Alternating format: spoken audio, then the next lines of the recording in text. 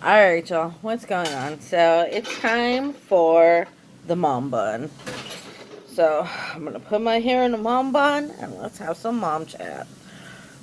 First of all, I had a few minutes today. Well, my kids have been acting up so bad.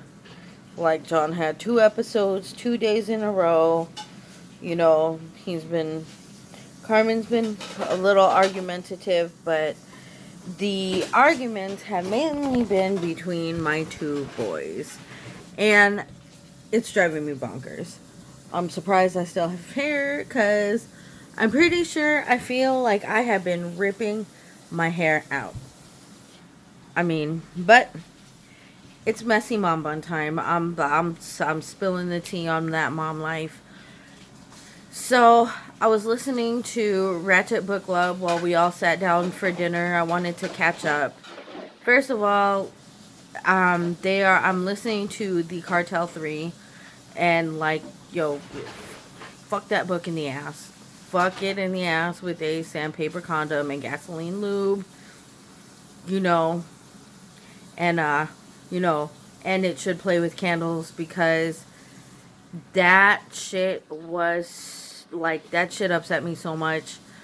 The thing about the cartel is that bruh, they're just mean to women. Like one character got stomped, fucked up, and dismembered in a basement, never to be seen again until she was already dead. The one dude gets forgiven by a girl who shot him, but then the sister gets first she gets kidnapped by a Haitian drug lord, and then she's like brutally raped and kept captive. Then she's like fucked up by an earthquake. It's like the whole world building of this book was built to shit on this one character. And Derek, yo, shout out to you. And I know you always say, fuck that book because it like they really shit on this character. But this last one, oh, spoiler alert, if you are not a Patreon member and you are not on part 5, I think, then, just feel free to shut this part off. But in this last part, they like, yo, what are the odds that this dude, her brother, makes a business partner and happens to be walking through the exact same brothel that she's kidnapped and forced to work at? Honestly, what are the odds? Come on now. So anyway, I'm catching. So that is my reaction to the latest episode of the Ratchet Book Club. If you haven't tuned in, do definitely tune in. It's like one of my two favorite podcasts. This one and like Best Film Ever pod, and like I think I have a top 5. That's Best Film Ever, Ratchet Book Club, Wine Dine Story Time, Jury Room Podcast, and Game for a Movie. Anyway, yeah, that's how I feel about that. But yeah, I have had a rough mom day. Jesus. So I'm putting up the mom bun and I'm getting real.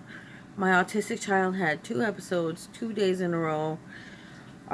He's having a really hard time, and I'm having a hard time figuring out what's triggering him. I don't know if it's the fact that he has to go back to school or that his sister was away for the summer and is now back. I don't know. So something's really bothering him, and I can't seem to suss out what it is. And then the bickering. It's like they would argue over who farted and who dropped a piece of paper.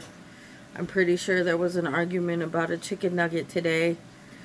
But my hubby's home, so I'm really excited about that. I'm about to relax. I finally got these kids in bed. I'm about to maybe watch some Hulu or something. Something. I don't know. I had a successful Twitter space. That was a lot of fun. We had a really great conversation about toxic people and setting boundaries and not being afraid to say a relationship is not for you. So keep an eye out for that. I'm going to be editing that tomorrow. But yeah, during this Twitter space, my son started getting more and more agitated, and then I ended up having to cut the Twitter space short to go try and calm him down. Now, when he gets in these episodes, I'm sure you special needs moms can identify with this, but it's like you really can't, like, you can't say anything to him to, like, well, my husband can get through to him, but otherwise he's not hearing anything. So I clear out anything that can hurt him, or that he can hurt himself with. I make sure I basically, like, childproof the entire area that he's having an issue in, and then I just kind of stand by out of the way, and then I intervene to prevent him from hurting himself, and then I just let him have his feelings, because autism spectrum disorder really is kind of like a disorder that is sensory. So 9 times out of 10, it's something that they want to express but cannot express themselves. They can't figure out what's bothering them. They can't tell you what's bothering them. So the only way they can express their frustration is by just screaming or throwing things or whatever. You cannot take it personally. It's really frustrating, and as much as you question yourself, did I do something wrong? Am I fucking this up? You can't think that way. You just gotta figure out the best way to help your child is to try to figure out what's triggering it.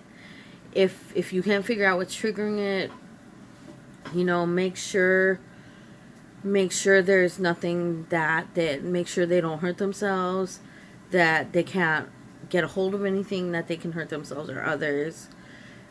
But above all else, just breathe. Just breathe. You're doing fine. It's gonna be fine. This episode is just a way to express themselves. Imagine if you had something inside of you that you wanted to share with someone else, but then couldn't, or didn't have the words, or I don't know, so something was just pissing you off and you really had no way of expressing yourself. You'd be screaming and throwing things too. And these are the things I tell myself when I'm having, like, one hell of a mom day. Like today. Today the kids were definitely on one. But when I have a day like this, I make sure, I decided to record a video when I have days like this and share it, because we all need to know that we're not perfect, and we need to have the mom conversation. That the super mom, we are all super moms. We are all great. We are all doing the best we can. Super moms don't. Super moms exist. Perfect moms do not. So, if you're rocking the man bun, or the mom bun, I said man bun, yes. Yeah, big reveal next episode. Just kidding. If you're rocking the mom bun and you're tired, you're sweaty, your kids are on one, they're bickering, especially all you moms out there with special needs children, look, you are not alone. Watch my videos and you will see look, I'm right here too. And if you need resources, hit me in the DMs. My email is, it goes down in the PM, at momisalwaysright. That's WRITE.com. Reach out. If you're frustrated, you just want to talk, reach out. If you need resources to help your child get like an IEP or whatever, reach out. And other reasons to reach out, like if you're a veteran and you're thinking about harming yourself, reach out. Same email address. If you are in a situation that where you are not safe at home, reach out, and I got you. But that being said, this has been another Momversation.